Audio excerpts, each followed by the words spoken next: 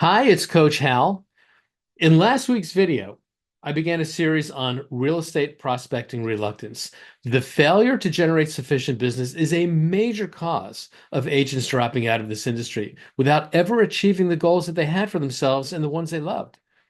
Statistics show that the hesitance to prospect and self-promote is one of the most common challenges of being a successful realtor, with as many as 80% of all agents experiencing it at some point in their career. I cited the work of the Behavioral Science Research Press, which identified 16 different ways that prospecting reluctance can show up in an agent's business. The SPQ Gold, or the Sales Preference Questionnaire Gold, is their online assessment that can quickly and effectively identify which of these issues might be holding an agent back from achieving the success they're after. And if you'd like to take this assessment, simply follow the link in the video description below, and I can make it available to you. We'll discuss some of the most common forms of prospecting reluctance in upcoming videos, but for today, I wanted to focus on what I call the behavioral decoys, those things that on the surface look a lot like prospecting reluctance, but they really aren't. They do, however, lead to the same result: not enough clients to work with and not enough income. I'll break these down into three broad categories: educational decoys, motivational decoys, and direction decoys. So let's review our definition and get on the same page. I view prospecting reluctance as a learned avoidance behavior, which is the result of disruptive emotions. These interfere with a capable and motivated agent's ability to put their energy into generating business and redirects it instead into behaviors that are less stressful and potentially less threatening. As is the case with so many of our unhelpful learned behaviors, the original intent was to protect us from a perceived threat. The end result is to put us into a situation which is even more threatening, because there is nothing that will end an agent's career faster than the failure to generate new business. And the good news here is that what is learned can be unlearned. So let's dig in. The educational decoys. Last week, I touched on the nature of pre-licensing training. And while the extent of that training varies from state to state, most of us recognize that it doesn't adequately prepare you for the practical realities of being a real estate agent. Basic and traditional sales skills like marketing, qualifying, closing, and negotiating are generally taught once you become licensed, either by your brokerage or through one of the many qualified online training programs. And again, training around these skills makes the assumption that you already have a client to work with. One of the biggest questions I get from newer agents trying to find business is, what do I say to people? Well, knowing what to say in the conversations you find yourself in is an essential but acquired skill. Nobody is born with it. And it's made up of two main parts. Part one is the market and product knowledge, and part two, communication skills.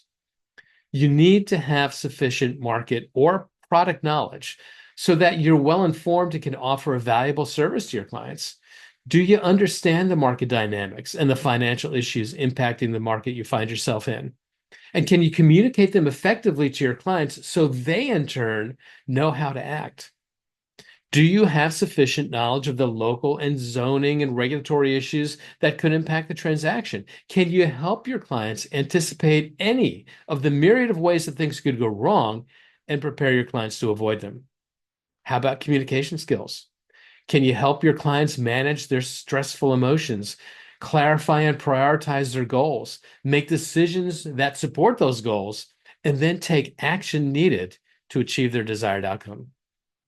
How will you manage your own reactive emotions when things go sideways so that you don't become inadvertently another barrier to the client achieving the outcomes they're after? For many agents, their hesitance in looking for new business stems from feeling underprepared in some combination of these areas.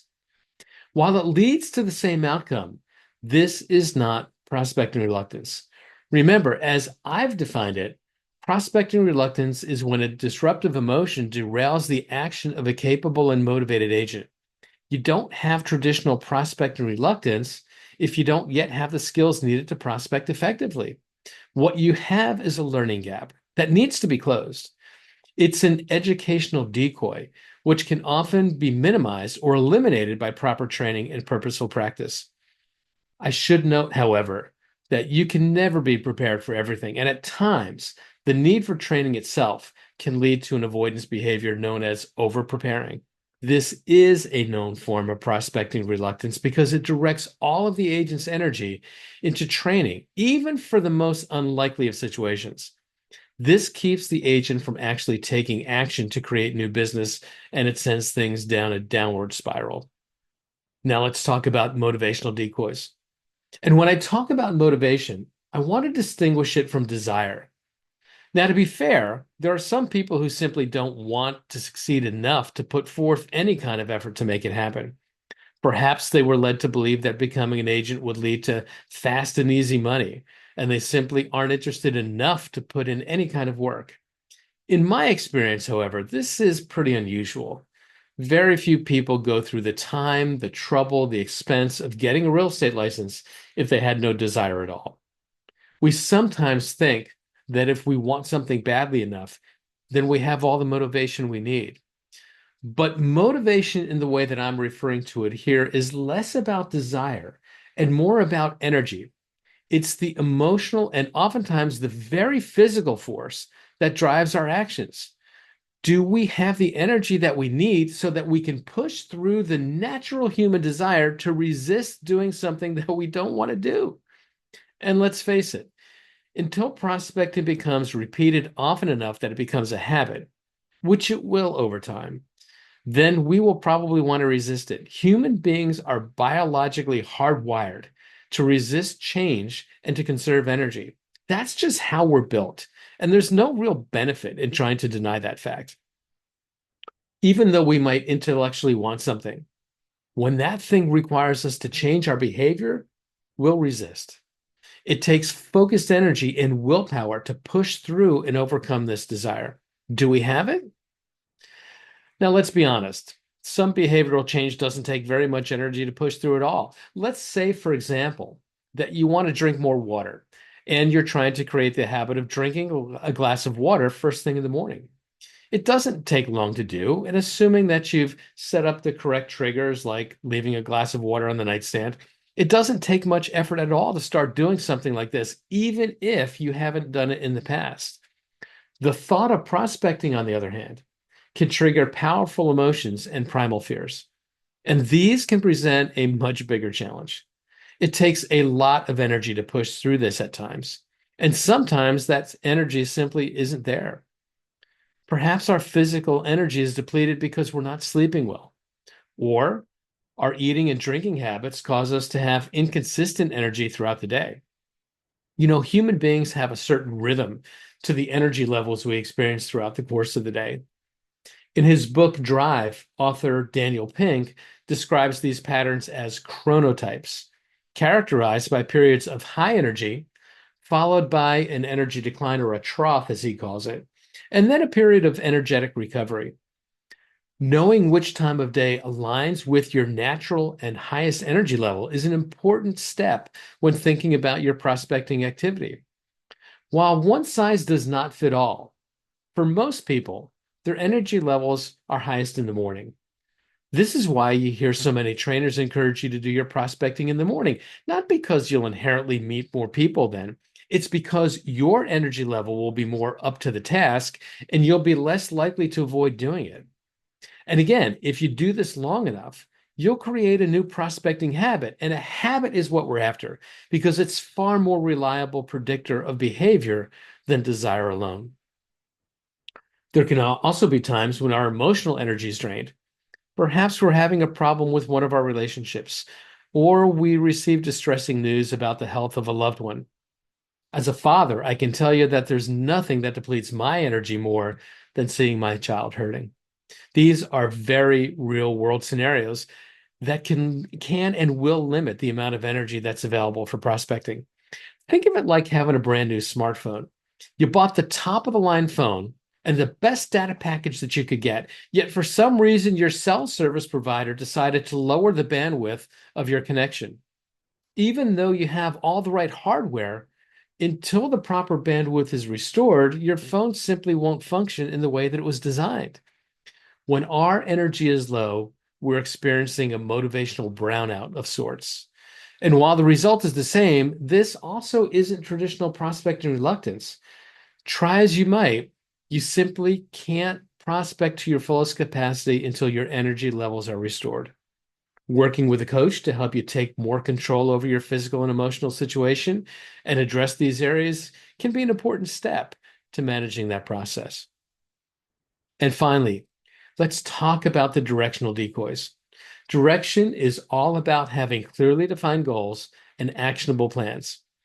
If motivation is the energy that drives our actions, then direction is the place where we put that energy. In a previous video called Why Your Why Matters, I talked about the importance of knowing why you got into real estate in the first place. In that video, I talked about how purpose fuels long-term motivation. Let's face it, it's hard sometimes to stay focused on longer-term goals if we don't see immediate progress in that direction. Weight loss is a great example. I can deny myself my favorite snacks and spend hours in the gym, and yet none of that is likely to reduce my waist size immediately. So we need to have a compelling and powerful reason to stick to it, even when things are not all that fun. But knowing why you're driven to succeed doesn't help much if you don't have a clear strategy for your actions. What specifically will you do to create new business? Why did you choose that over any of the other things you could do? And how will you measure what is and isn't working? For many agents, this level of knowing what to do is what's missing in their business. And once they put together a strategy, they can flip that switch and connect their motivational energy right to the prospecting tasks. For other agents, the problem is that they have too many things going on. They have so many things to get done and so many ideas to explore that they jump from thing to thing to thing, never building any momentum anywhere. Their days are filled sometimes to an exhausting degree, and yet the prospecting never seems to get done. This is not prospector reluctance as much as a failure of priority. One of the ways to help here is to have a well-organized and time-blocked calendar. When our prospecting time is placed into our calendar, preferably at a time when our physical and emotional energy are at their peak, we make it a priority. We can then fit the other things around it.